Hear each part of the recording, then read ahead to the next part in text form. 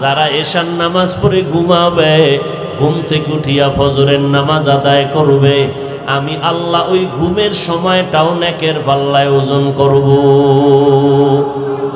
আতিনা ফি দারে দুনিয়া না হাসান, আতিনা ফি দারে উকবানা হাসান, ইয়া গিয়াসাল মুস্তাগীসিন নাহদিনা ইফতিখারা বিল উলুমে ওয়াল গিনা, হর গরিদে নেকো তু তৈয়ার হে, जो न मांगे उससे तू बेजार है। ফজরের নামাজের পরে একটা দোয়া পড়বা, মাত্র 10 সেকেন্ড 20 সেকেন্ড। লা ইলাহা ইল্লাল্লাহু ওয়াহদাহু লা শারীকা লাহু আহাদান সামাদান লাম ইয়ালিদ ওয়া লাম ইউলাদ ওয়া লাম ইয়াকুল লাহু কুফুয়ান আহাদ। যদি একবার পড়ু 20 লক্ষ নেকি আমল নামায় আল্লাহ দান করবেন। আল্লাহ তাআলার নবী বলেন, এই দুনিয়ার উম্মতেরা, আকীদাটারে পরিশুদ্ধ করে নাও, অল্প আমল নাজাতের জরিয়া হবে। আল্লাহ সূরা মুলকের শুরুতে বলেন, আমি মানুষ পাঠাইছি, হায়াত দিলাম, মৌত দিলাম, তবে মৌতের কথা বললাম আগে। খলাকাল মাউতা ওয়াল হায়াতা, আমি মৌত হায়াত দিয়া মানুষ বানাইয়া পাঠাইছি। কেন পাঠাইছি জানো? আইয়ুকুম আহসানু আমালা, আমি দেখবো কারা ভালো আমল করে। বেশি আমল দেখবো না, অল্প আমল দেখবো, তবে আমলটা ভালো কিনা এটা আমি যাচাই করার জন্য পাঠাইছি। আমলের জন্য আল্লাহ উদ্বুদ্ধ করলেন। যেখানে আল্লাহ পাক ঈমানের আলোচনা করেছেন, ওই জায়গায় আমলের কথাও বলেছেন। ইন্নাল্লাযীনা আমানু ওয়া আমিলুস সালিহাত, যারা ঈমান আনবা, নেক আমল করবা, কানাত লাহুম জান্নাতুল ফিরদাউসি নুজুলা, আমি আল্লাহ তাদেরকে সর্বোৎকৃষ্ট জান্নাত, জান্নাতুল ফিরদাউসের মেহমান বানাকেই দিব, যারা ঈমান আনার পরে নেক আমল করবে। জায়গায় জায়গায় আল্লাহ আমলের কথা বলতেছেন। والتين والزيتون وطور سينين وهذا البلد الأمين لقد خلقنا الإنسان في أحسن تقويم ثم رددناه أسفل سافلين। আল্লাহ 4টা জিনিসের শপথ করে বলেন, আমি মানুষকে এত সুন্দর করে সৃষ্টি করেছি, এমন সুন্দর আমি কোনো প্রাণী বানাই নাই। ফেরেশতারা এত সুন্দর, এর থেকে মানুষ আরো সুন্দর। জিনেরা এত সুন্দর, এর থেকে মানুষ আরো বেশি সুন্দর। ও আল্লাহর বান্দারা, আল্লাহ এত সুন্দর করে বানাইছেন। ও যুবক, তোমার যৌবন 40 বছর পর্যন্ত চেহারাটা সুন্দর করে আল্লাহ বানাইছেন। কোনো ক্রিম লাগবে না, কোনো মেডিসিন চেহারায় লাগানোর দরকার নাই। আমি আল্লাহ যেই সুন্দর করে বানাইছি, এই সৌন্দর্য তোমার যৌবনের হায়াতের শেষ পর্যন্ত শেষ হবে না। কোনো ক্রিমের দরকার নাই। আমি আল্লাহ যেরকম দিলাম এইভাবেই থাকবে সুন্দর। যদি মেডিসিন লাগাও, কালার নষ্ট হবে, চেহারার মধ্যে আরো অসুন্দর বেড়ে যাবে। কিন্তু আজ আমার কলিজার যুবক, চেহারা মাত্র বয়স 30, 25, 27, চেহারার মধ্যে সৌন্দর্যতা নাই, তাকাইলে কোনো মায়া নাই। এর একমাত্র কারণ, সারা রাত মোবাইলে তাকায়া তাকায়া কবিরা গুনার প্র্যাকটিস করো। গুনাহের কারণে আমার আল্লাহ চেহারার উজ্জ্বলতা নষ্ট করে দিয়েছে। তুমি মোবাইল চালাইয়া চেহারা নষ্ট করে যে ফেললা, এতে ক্ষতি কি তোমার বাবার হলো, তোমার মায়ের হলো, না তোমার হলো? নিজের হাতে তাকাইয়া নিজের ক্ষতি করে, এর থেকে পোড়া কপালার কে হবে? দুনিয়ার সমস্ত স্বাস্থ্য বিজ্ঞানীরা একমত, সব হুজুরেরা একমত, মোবাইল মানুষের জন্য ক্ষতির কারণ। এই মোবাইল কিডনি দুর্বল করে, হার্ট দুর্বল করে, চোখের পাওয়ার কমায়, ব্রেন নষ্ট করে দেয়, জীবন নষ্ট, যৌবন নষ্ট, দিমাগ পর্যন্ত নষ্ট। আমার সোনার বাংলার তাজা তাজা যুবকেরা, মোবাইলের নেশায় পইরা রাস্তায় আধা পাগল হয়ে ঘুরতেছে। এখানে এসে একটা মাসআলা যদি শিখতে পারেন, দ্বীনের কিছু অংশ শিখতে পারেন, 100 রাকাত নফল নামাজের থেকেও বেশি সওয়াব আল্লাহ দিয়ে দিবেন। ইসলামের কোনো বিষয়, অনেক বিষয় যদি জানতে পারেন আমলের নিয়তে, তাহলে 100 রাকাত না 1000 রাকাত নফল এর সওয়াব আল্লাহ দিয়ে দিবেন। আল্লাহ বান্দাকে বেশি মহব্বত করেন। মানুষ ছাড়া আল্লাহর মহব্বতের আর কেউ আপনাদের জানা মতে আছে? নূরের সৃষ্টি ফেরেশতাকে আল্লাহ মানুষের থেকে বেশি মহব্বত করেন। সৃষ্টির মধ্যে শ্রেষ্ঠ কারা, ফেরেশতা না মানুষ? জিনও না। তাহলে মানুষকে আল্লাহ বেশি মহব্বত করেন। আবার এই মানুষের মধ্যে যারা ঈমানওয়ালা এদেরকে আরো বেশি মহব্বত করেন। আবার এই মুমিনদের মধ্যে যারা আখিরি নবীর উম্মত আল্লাহ এদেরকে আরো বেশি মহব্বত করেন। আর মহব্বত করলে দেওয়ার কোনো মাপকাঠি থাকে না। যিনি চান সেও সীমাহীন পেয়ে যাবে, যিনি দিবেন সে সীমাহীন মাপসারা দিয়ে দিবেন। মহব্বতটা থাকতে হবে একুরেট। কথা বুঝেন নাই? ইউসুফ আলা নবিয়িনা ওয়া আলাইহিস সালাতু ওয়াস সালাম, আপনারা ইতিহাস জানেন, মিশরের অর্থ মন্ত্রণালয়ের দায়িত্ব পেলেন। বাদশার স্বপ্ন মতে কয়েক বছর এই জমিনের মধ্যে দুর্ভিক্ষ থাকবে, এর আগে ফসল ভালো হবে, এগুলো কেটে রাখবে। ইউসুফ নবী স্বপ্নের ব্যাখ্যা দিলেন, জেলখানার থেকে মুক্তি পেলেন। আর জেলখানায় ঢুকলেন কেন? বিনা দোষে ঢুকায় দিল জালেম, নিজেদের জুলুমকে চাপা দেওয়ার জন্য, নিজেদের অপরাধকে চাপা দেওয়ার জন্য জেলে ঢুকাইল নিরপরাধ আল্লাহর প্রিয় বান্দা ইউসুফ আলা নবিয়িনা ওয়া আলাইহিস সালাতু ওয়াস সালামকে। কিন্তু আল্লাহ পাক রব্বুল আলামিন ইউসুফকে সেইভাবেই নির্দোষ প্রমাণিত করে সম্মানের সর্বোচ্চ শিখরে পৌঁছে দিলেন।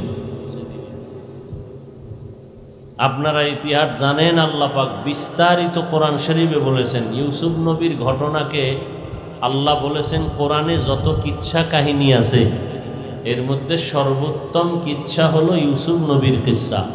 আহসানুল কাসাস, সব থেকে উত্তম ইউসুফ আলাইহিস সালামের ঘটনা। ধারাবাহিকভাবে আল্লাহ বলেছেন যে ইউসুফকে ভাইরা বিক্রি করেছিল। কেন বিক্রি করেছিল? অন্তরে রোগ ছিল, হিংসা। আমাদেরকে মহব্বতের তুলনায় ইউসুফকে বাবা মহব্বত বেশি করে কেন? এই হিংসার বশীভূত হইয়া ভাইরা নবী ইয়াকুবকে গোমরা পর্যন্ত বলেছিল যে বাবা গোমরা হয়ে গেছে।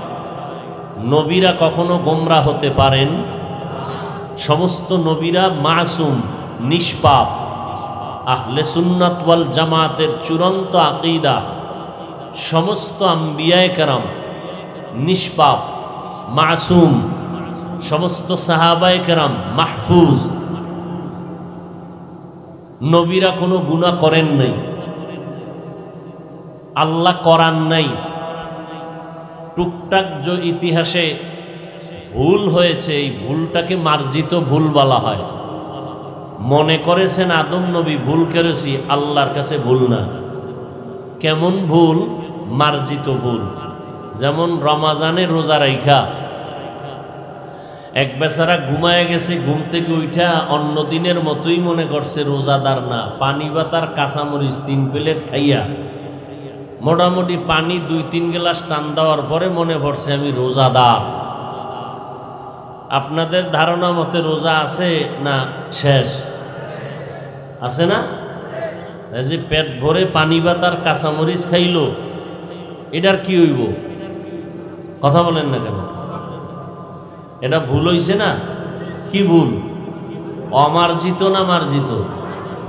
আদম নবী যদি কিছু করে থাকেন, আদম নবী মনে করেছেন এটা ভুল, আল্লাহর আদালতে ভুল না। বুঝেন নাই কথা? আল্লাহ পাক এমন ব্যক্তিকে নবী বানান নাই যেই নবী ইচ্ছা করে অপরাধ করবেন। মুসলমানের এই আকীদা অন্তরে থাকতে হবে, না হয় তার ঈমানের ঘাটতি হয়ে যাবে। যারা মনে মনে ভাববে নবীরা গুনাহ করেছেন, তার ঈমান থাকবে? এমনকি সাহাবায়ে কেরাম যারা রসুলের হাতে গড়া, এরা মাহফুজ। টুকটাক কিছু যদি জীবনে হয়েও থাকে, আল্লাহ ক্ষমার ঘোষণা দিয়ে দিছেন, রাদিয়াল্লাহু আনহুম ওয়া রাদু আন। আল্লাহ এদের উপরে রাজি, তারাও আল্লাহর উপরে রাজি। আল্লাহ যাদের উপরে রাজি, এরা কি জাহান্নামে যাবে না জান্নাতে? আল্লাহ বলেন, আমিনু কামা আমানান নাস, তোমরা ঈমান আনো ওই সমস্ত মানুষের ঈমানের মতো। ওই সমস্ত মানুষ কারা? সাহাবায়ে কেরাম। কোরআন নাজিল করেছেন কে? কার উপর? আরে কথা বলেন। নবীর উপরে। নবী কোরআন তেলাওয়াত করেছেন সাহাবাদেরকে, সাহাবায়ে কেরাম লেখছেন, লিপিবদ্ধ করেছেন, শিখছেন। এরপরে এই ব্যাখ্যাগুলো ধারাবাহিকভাবে আসছে। অতএব তাফসীর, আলোচনা, ব্যাখ্যা নবীর থেকে সাহাবায়ে কেরাম, তাদের থেকে তাবিঈন, তাদের থেকে তাবে তাবিঈন, উলামায়ে মুতাকাদ্দিমিন, মুতাআখিরিন, আইম্মায়ে মুজতাহিদিন, এই ধারাবাহিকতায় আসছে। এই ধারা বাদ দিয়ে যদি কেউ কিছু বলতে চায়, তার বলা হবে ভুল, সঠিক হলেও ভুল হবে। আল্লাহ আমাদের বুঝার তৌফিক দান করেন। তো আমি কোরআনে হাকিমের এক আয়াতে কারিমা তেলাওয়াত করেছি, নবীজির হাদিস থেকে এক টুকরো হাদিস পড়েছি। আল্লাহ বলেন, ফামান কানা ইয়ারজু লিকা রাব্বিহি ফালইআমাল আমালান সালিহা। হে রাসূল করিম সাল্লাল্লাহু আলাইহি ওয়াসাল্লাম, আমার আয়াতগুলো উম্মতকে শুনায়া দেন।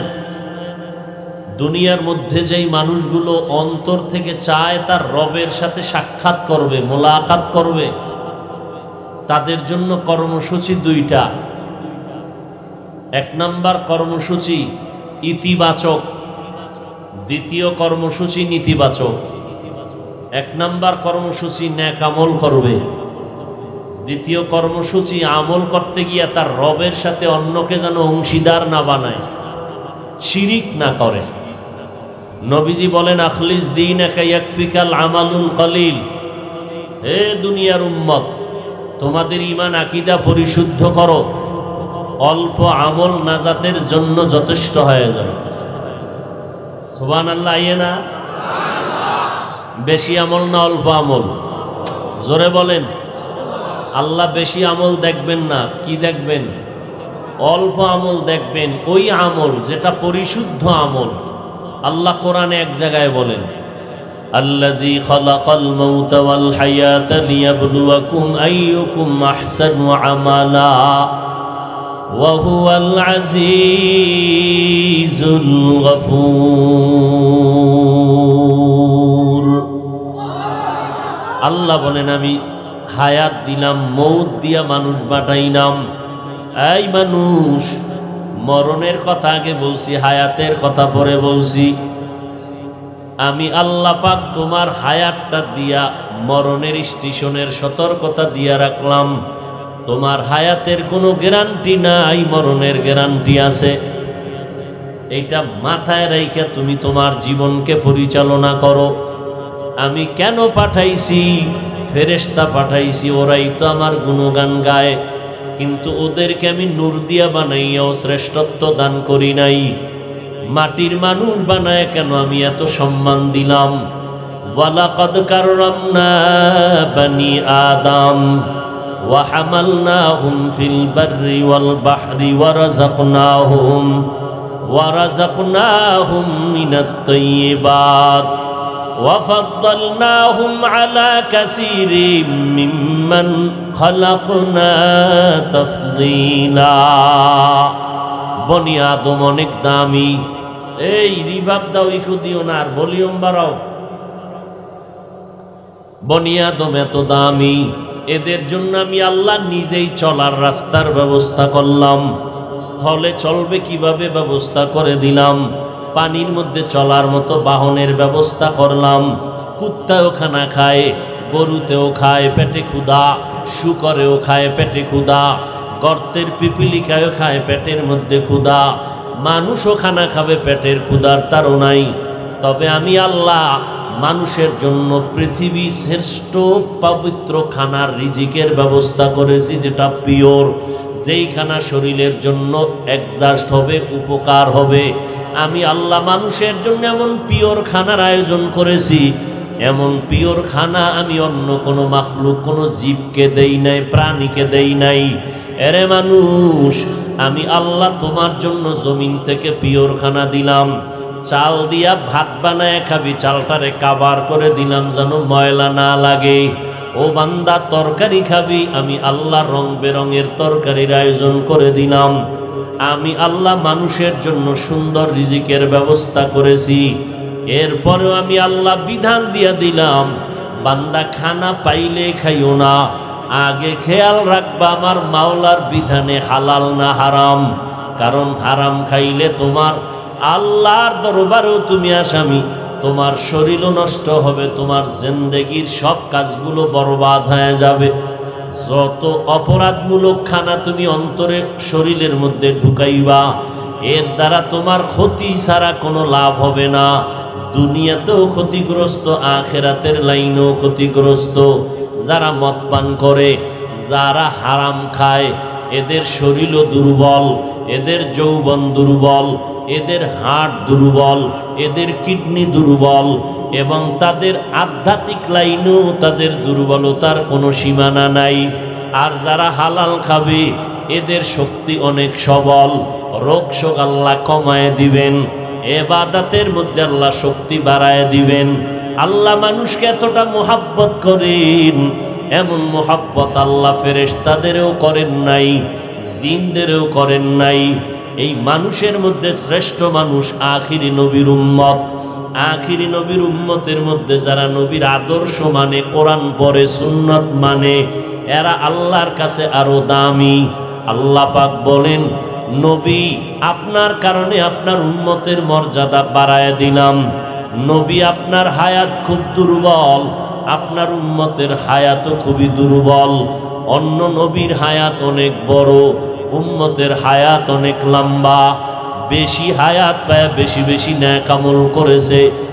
আর আমি আপনাকে এতটা মোহাব্বত করি, আপনার উম্মতের অল্প হায়াত যদি হয়, আমি আল্লাহ এই অল্প হায়াতে বরকত দিব অনেক বেশি। 500 বছর ইবাদত করছে অন্য নবীর উম্মত, আপনার উম্মতের 500 বছর হায়াত পাবে না, মাত্র 60 এবং 70-এর মধ্যখানে গড় হায়াত থাকবে। এর মধ্যে ওই 500 বছর ইবাদত করনেওয়ালার থেকেও বেশি সওয়াব আমি দিব। আপনার উম্মতের জানায় দেন, 5 বেলার নামাজ যারা ঠিক মতো আদায় করবে, আমি আল্লাহ তাদের আমল নামায় 50 ওয়াক্ত নামাজের সওয়াব দান করব। যারা এশার নামাজ পড়ে ঘুমাবে, ঘুম থেকে উঠিয়া ফজরের নামাজ আদায় করবে, আমি আল্লাহ ওই ঘুমের সময়টাও নেকের পাল্লায় ওজন করব। আতিনা ফি দারে দুনিয়া না হাসান, আতিনা ফি দারে উকবানা হাসান, ইয়া গিয়াসাল মুস্তাগীসিন নাহদিনা লিফতিখারা বিল উলুমে ওয়াল গিনা, হর গরিদে নেকো তু তৈয়ার হে, जो न मांगे उससे तू बेजार है। ফজরের নামাজের পরে একটা দোয়া পড়বা, মাত্র 10 সেকেন্ড 20 সেকেন্ড। লা ইলাহা ইল্লাল্লাহু ওয়াহদাহু লা শারীকা লাহু আহাদান সামাদান লাম ইয়ালিদ ওয়া লাম ইউলাদ ওয়া লাম ইয়াকুল লাহু কুফুয়ান আহাদ। যদি একবার পড়ু 20 লক্ষ নেকি আমল নামায় আল্লাহ দান করবেন। আল্লাহ তাআলার নবী বলেন, এই দুনিয়ার উম্মতেরা, আকীদাটারে পরিশুদ্ধ করে নাও, অল্প আমল নাজাতের জরিয়া হবে। আল্লাহ সূরা মুলকের শুরুতে বলেন, আমি মানুষ পাঠাইছি, হায়াত দিলাম, মৌত দিলাম, তবে মৌতের কথা বললাম আগে। খলাকাল মাউতা ওয়াল হায়াতা, আমি মৌত হায়াত দিয়া মানুষ বানাইয়া পাঠাইছি। কেন পাঠাইছি জানো? আইয়ুকুম আহসানু আমালা, আমি দেখবো কারা ভালো আমল করে। বেশি আমল দেখবো না, অল্প আমল দেখবো, তবে আমলটা ভালো কিনা এটা আমি যাচাই করার জন্য পাঠাইছি। আমলের জন্য আল্লাহ উদ্বুদ্ধ করলেন। যেখানে আল্লাহ পাক ঈমানের আলোচনা করেছেন, ওই জায়গায় আমলের কথাও বলেছেন। ইন্নাল্লাযীনা আমানু ওয়া আমিলুস সালিহাত, যারা ঈমান আনবা, নেক আমল করবা, কানাত লাহুম জান্নাতুল ফিরদাউসি নুজুলা, আমি আল্লাহ তাদেরকে সর্বোৎকৃষ্ট জান্নাত, জান্নাতুল ফিরদাউসের মেহমান বানাকেই দিব, যারা ঈমান আনার পরে নেক আমল করবে। জায়গায় জায়গায় আল্লাহ আমলের কথা বলতেছেন। ওয়াত্তিনি ওয়াজ্জাইতুনি ওয়াতুরি সিনিন ওয়া হাযাল বালাদিল আমিন লাকাদ খালাকনাল ইনসানা ফি আহসানি তাকওয়িম সুম্মা রাদাদনাহু আসফালা সাফিলিন। আল্লাহ চারটা জিনিসের শপথ করে বলেন, আমি মানুষকে এত সুন্দর করে সৃষ্টি করেছি, এমন সুন্দর আমি কোনো প্রাণী বানাই নাই। ফেরেশতারা এত সুন্দর, এর থেকে মানুষ আরো সুন্দর। জিনেরা এত সুন্দর, এর থেকে মানুষ আরো বেশি সুন্দর। ও আল্লাহর বান্দারা, আল্লাহ এত সুন্দর করে বানাইছেন।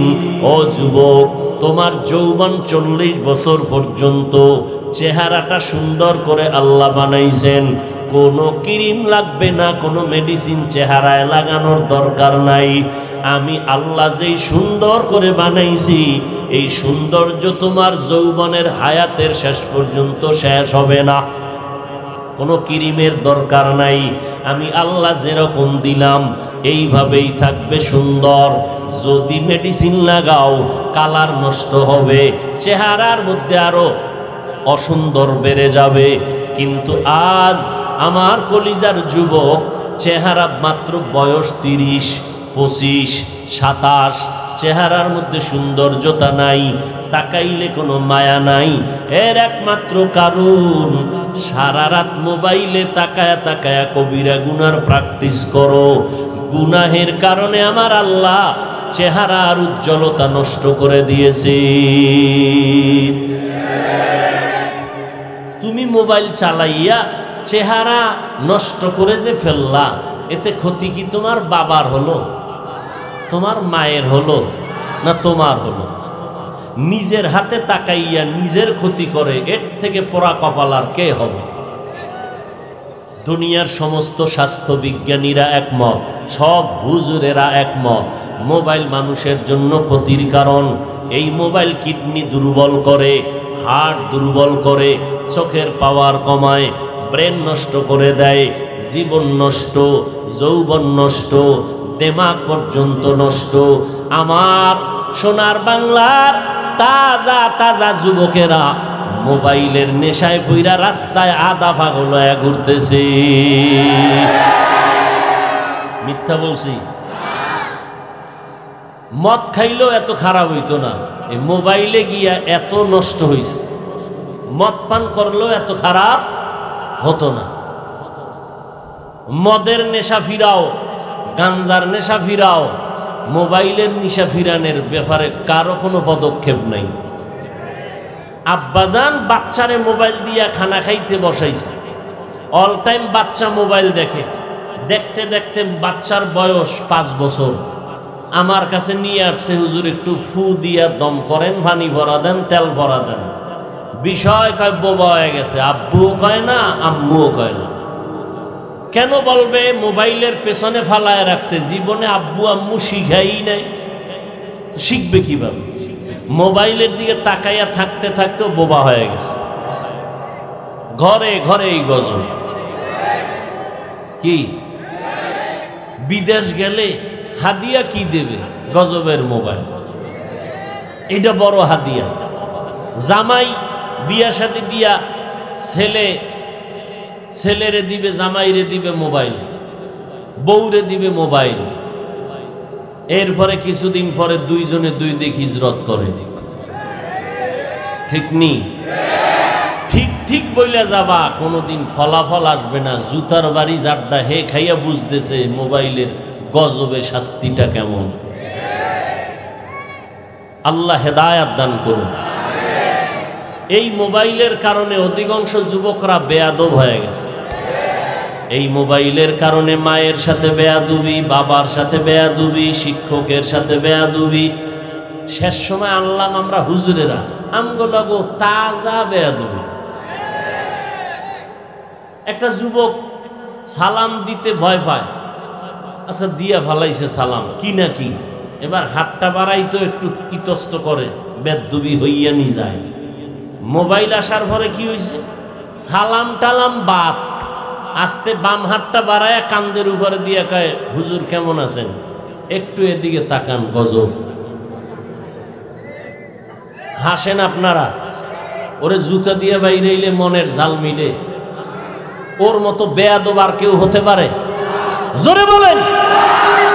এবার দুঃখের কথা, আপনাকে কি কম, আমগো হুজুরগুই তো ফিরেইতে পাগল। মসজিদে যাবে ছবি, হজে গেছে হেন গিয়েও ছবি, বাইতুল্লাহ গিয়া মানুষ কান্দা দিশা পায় না, মোবাইল নিয়ে পাগল। রসুলের রওজায় গিয়া মানুষ বেকারার হবে কানতে কানতে। আরে আরে কান্দুন্যা মানুষের কান্দা বন্ধ হয়ে যায় মোবাইলের নাটক দেখতে দেখতে। রসুলের রওজায় গিয়া কেউ কানবে, ওই পরিবেশ নাই। মোবাইল ওয়ালাদের বেয়াদুবির কারণে। আমি এটা রসুলের রওজার সামনে চূড়ান্ত বেয়াদুবি, এছাড়া কোনো ভাষা নাই বলার। এই পরিমাণ ছবি নিয়ে পাগল যে কেউ কানবে, একা একা সুযোগ নেই। ওই তামাশা দেখলে আর একাগ্রতা থাকে না। ওদিকটা পুলিশ তো ধাক্কাই দিয়েছে, বেরো বেরো। আল্লাহ সব ভাইকে হেদায়াত দান করুন। এইটা হলো নিজের ক্ষতি নিজে করলা, এই একটা। মা বাবায় ক্ষতি করলো সন্তানের। আর ওদিকটা যুবকরা যারা নিজেদের ক্ষতি তো করছই, আল্লাহ না করুক যদি কোনো যুবতী মেয়ের চরিত্রের উপরে আক্রমণ করো, এইটার জবাব আল্লাহর কাছে কি দিবা? তবে তোমার একটা ফলাফল রেডি থাক, শুনে রাখো। যদি কপালে বিয়া থাকে, আছে কিনা আমার সন্দেহ, যদি থাকে, কারণ যেই আকাম করতেছো মোবাইল দিয়ে, এতে বিয়া আছে কিনা আমার সন্দেহ। যদি থাকে তো লিখে রাখ, তোর কপালে বউ নাই, আছে জল্লা। 5 মাইয়ার জীবনের উপরে আক্রমণ করছো, 1 মাইয়া জল্লা ধইয়া তোর ঘরে তোরে জুতা দিয়ে সাইজ করবে, রেডি থাক। হাসিস না, দাঁত বেটকে, তখন কান্দাও দিশা পাবি না। লেখা রাখ, যা বইলে গেলাম লিখে রাখ। যদি মিথ্যা হয় তো জুতা আমারে মারবি, লেখা রাখ। আর যদি তওবা করতে পারো, যে আল্লাহ ভুল করছি মাফ করে দাও, আল্লাহ আমার গফুরুর রহিম, জিন্দেগির সব গুনাহ 1 ফোঁটা চোখের পানিতে মাফ করে দিবে। আল্লাহ হেদায়াত দান করুন। ফামান কানা ইয়ারজু লিকা রাব্বিহি ফালইআমাল আমালান সালিহা ওয়ালা ইউশরিক বিইবাদাতি রাব্বিহি আহাদা। পয়গম্বর বলেন, আমলের গুরুত্ব ভালো করে বুঝো। পয়গম্বর এক হাদিসের মধ্যে বলেন, এই উম্মত, কেউ যদি ঘর থেকে নামাজের নিয়ত করে মসজিদের দিকে রওনা হও, নামাজ আদায় করবা, নামাজ পড়ার জন্য যদি ঘর থেকে বের হও, তোমার প্রত্যেকটা কদমে কদমে আমল নামায় সওয়াব লেখা হবে। ও বান্দা, তুমি যখন মসজিদের মধ্যে যাইবা, গিয়া দেখবা তুমি নামাজের নিয়ত করে জামাত তরক করবা না বলে বের হয়েছ ওযু করিয়া। মসজিদের মধ্যে যখন ঢুইকা দেখবা জামাতের এখনো 5 মিনিট সময় বাকি, তুমি বসে আছো। আল্লাহর নবী বলেন, এই উম্মতের দল, ভালো করে শুনে নাও, তুমি নামাজের জন্য মসজিদে ঢুকার পর যদি দেখো 5 মিনিট সময় বাকি আছে, ওই 5 মিনিট যদি অপেক্ষা করো, আল্লাহর নবী বলেন আল্লাহ পাক ফেরেশতাকে বলেন, ফেরেশতা আমল নামার মধ্যে ওই বান্দার নামাজের সওয়াব লিখে দাও। আতিনা ফি দারে দুনিয়া না হাসান, আতিনা ফি দারে উকবানা হাসান, ইয়া গিয়াসাল মুস্তাগীসি নাহদিনা লাফতিখারা বিল উলুমে ওয়াল গিনা। আল্লাহর নবী বলেন, ও উম্মতেরা, যদি তোমরা নামাজ আদায় করার জন্য ঘর থেকে বের হইয়া মসজিদে যাও, মসজিদের মধ্যে গিয়া যদি দেখো নামাজের জামাতের এখনো সময় বাকি আছে, বসে বসে যদি তুমি তসবিহ পড়ো, দরুদ পড়ো, আল্লাহর নবী বলেন আল্লাহ ফেরেশতাকে অর্ডার দিয়া বলেন, ওই বান্দা নামাজের অপেক্ষায় বসে আছে, আমল নামায় নামাজেরই সওয়াব লিখে দাও। মকুন সুসতি নামাজে পাঞ্জেগানা ফাওয়াইলুল লিল মুসাল্লিনাল্লাযিনা মুমিনারা ইনামাজ ইমদাদ দা ইস্তাঈনু আয়াতে কুরআন ওয়া আয়াতে কদ আফলাহারা ইয়াদ কুন গৌর কুন্দর মানি আজদিল সাদিকুন। আল্লাহ পাক রব্বুল আলামিন বলেন, ও দুনিয়ার মানুষ, যারা আরবের সাথে মোলাকাত করতে চাও তাদের জন্য 2টা কর্মসূচি। 1 নম্বরে নেক আমল করো, 2 নম্বরে আমল করতে গিয়া ইবাদতের মধ্যে আল্লাহর সাথে অন্যকে অংশীদার বানাইবা না, শিরিক করবা না। কারণ আমার আল্লাহ বলেন, আমি বান্দার সব গুনাহ চাইলে মাফ করব, শিরিকের গুনাহ আমি আল্লাহ ক্ষমা দিব না। ইন্নাল্লাহা আইয়ুশরাকা বিহি ইন্নাল্লাহা ইয়াগফিরু মা দুনা যালিকা লিমান ইয়াশা। আল্লাহ পাক রব্বুল আলামিন বলেন, আমি শিরিকের গুনাহ ব্যতীত ভিন্ন সব গুনাহ আমি ক্ষমা দিয়া দিব।